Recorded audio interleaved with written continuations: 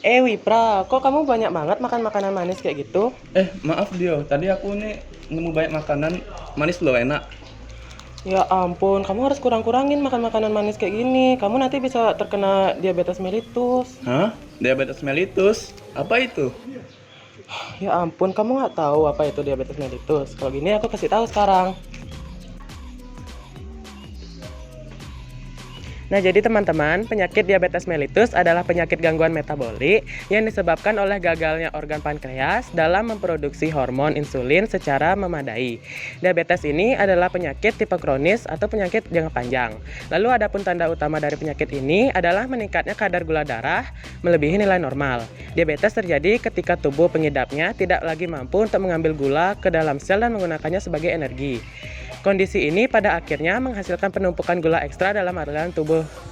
Penyakit ini bisa dikatakan sebagai penyakit kronis karena dapat terjadi secara menahun. Berdasarkan penyebabnya, diabetes mellitus digolongkan menjadi 3 jenis, diantaranya diabetes mellitus tipe 1, tipe 2, dan diabetes mellitus gestasional. Nana, Iya, kamu kenapa manggil aku? tahu nggak? Tadi aku lo ditegur Dio gara-gara aku banyak makan manis-manisan. Katanya aku bakal kena diabetes mellitus gitu. Kamu bisa nggak jelasin aku tentang penyebab-penyebabnya diabetes mellitus? Boleh banget, biar kamu dan yang lainnya bisa lebih waspada terhadap penyakit ini.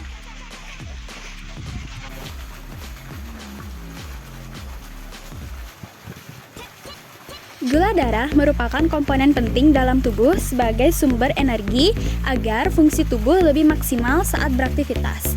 Jumlah asupan gula harus disesuaikan dengan aktivitas harian kita.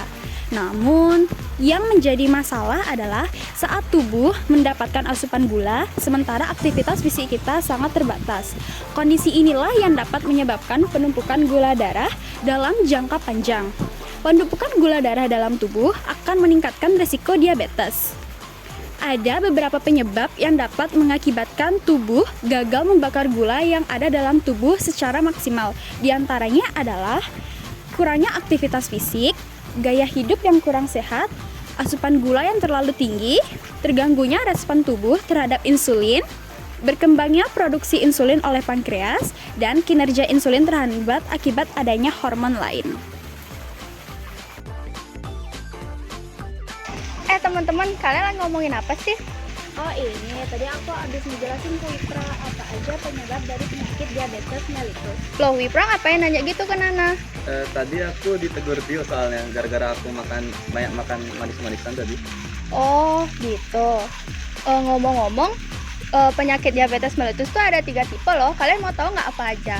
Mau dong, biar aku sama Wipra bisa tahu apa aja sih tipe-tipe dari penyakit diabetes mellitus. Oke, kalau gitu simak baik-baik ya.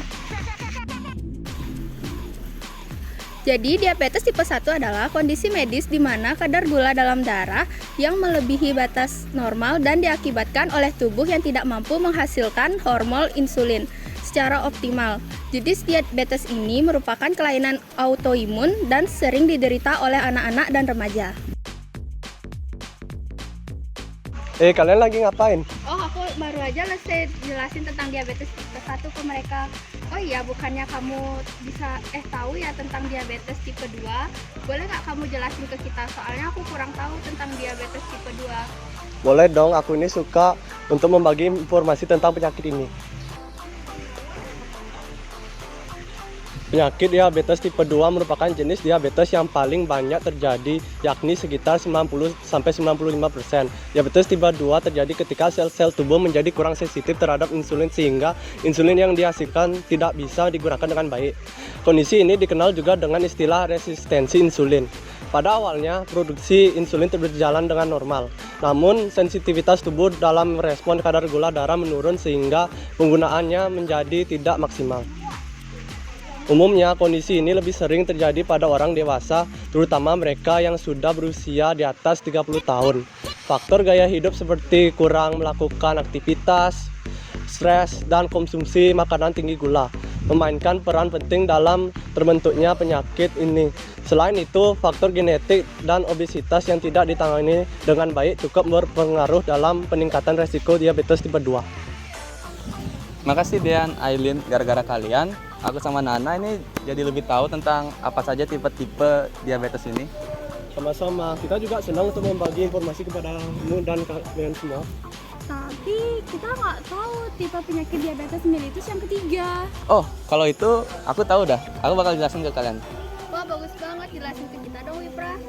Oke, dengerin baik-baik ya. Penyakit diabetes gestasional adalah salah satu penyakit diabetes yang menyerang pada ibu hamil. Biasanya, penyakit ini akan sembuh secara sendiri setelah melahirkan. Penyakit ini terjadi karena tubuh tidak dapat memproduksi cukup insulin selama masa kehamilan. Meski bisa terjadi kapan saja, namun penyakit ini biasanya mulai menyerang di minggu ke-24 usia kehamilan. Tetapi jika tidak ditangani dengan baik, penyakit ini dapat meningkatkan risiko bayi lahir dengan berat badan berlebihan, kelahiran prematur, atau kelahiran dengan gula darah rendah. Sedangkan untuk yang ibu hamil, jika mereka tidak dapat mengkontrol kadar gula bahkan setelah melahirkan, maka bahkan berpotensi menjadi diabetes tipe 2.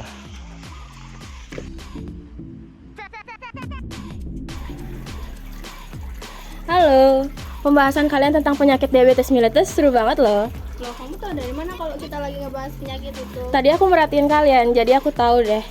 Ngomong-ngomong, kalian tahu nggak gejala penyakit diabetes mellitus itu apa aja? Belum. Aku kasih tahu ya, dengerin baik-baik ya. Gejala dari penyakit diabetes mellitus adalah 1. Sering diserang rasa lapar yang ekstrim. 2. Luka sulit sembuh. 3. Pandangan kabur. 4. Sering buang air kecil. 5. Berat badan menurun drastis tanpa ada penyebab yang jelas. Ayur, kamu lagi ngapain? Aku lagi lihat ikan nih, lucu ya. Oh iya, tadi aku lihat kalian ngumpul-ngumpul. Kalian lagi bahas apa sih? Kita tadi lagi bahas pengertian, penyebab, sama tipe-tipe diabetes, dan gejala diabetes. Kamu tahu nggak upaya pencegahan penyakit diabetes itu apa aja? Biar kita saling berbagi informasi nih. Tahu dong, sini aku jelasin. Jadi, upaya pencegahan yang bisa kita lakukan adalah yang pertama, menjaga berat badan agar tetap ideal. Tubuh seseorang yang terkena obesitas akan menghasilkan lemak dan hormon yang akan mengganggu sensitivitas insulin. Karena hormon-hormon inilah sel tubuh tidak dapat secara efektif menggunakan insulin. Jadi sangat penting untuk menjaga berat badan untuk mengatur kadar glukosa dalam darah kita. Menjaga pola makan agar tetap sehat. Jadi mengingat sajian yang saat ini lebih banyak cepat saji, tentu akan mengandung gula yang sangat tinggi. Jadi sangat penting untuk kita tetap menjaga glukosa dalam darah kita. Selanjutnya, menjaga porsi makan. Semakin banyak karbohidrat yang kita konsumsi, tentu berat badan kita akan semakin meningkat dan meningkatkan risiko obesitas. Obesitas ini adalah salah satu faktor utama penyebab diabetes. Jadi, kita harus tetap menjaga porsi makan kita.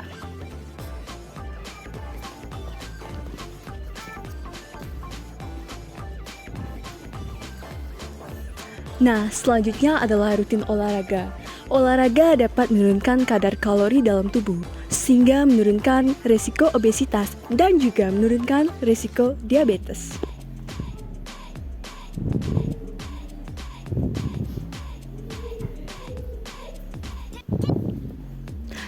Selanjutnya ada aktivitas fisik. Aktivitas fisik dapat meningkatkan metabolisme tubuh.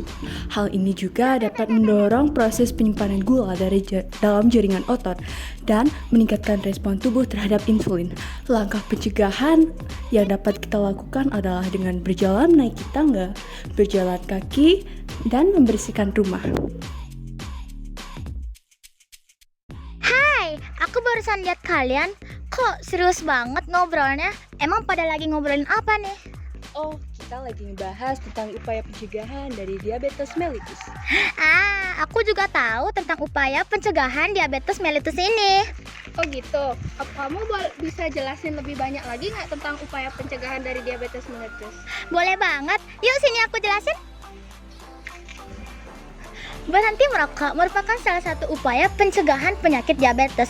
Faktanya, diabetes tipe 2 sering dialami oleh perokok. Hal ini dikarenakan karena adanya kandungan nikotin yang dapat merusak sel pankreas, sehingga meningkatkan resikonya diabetes.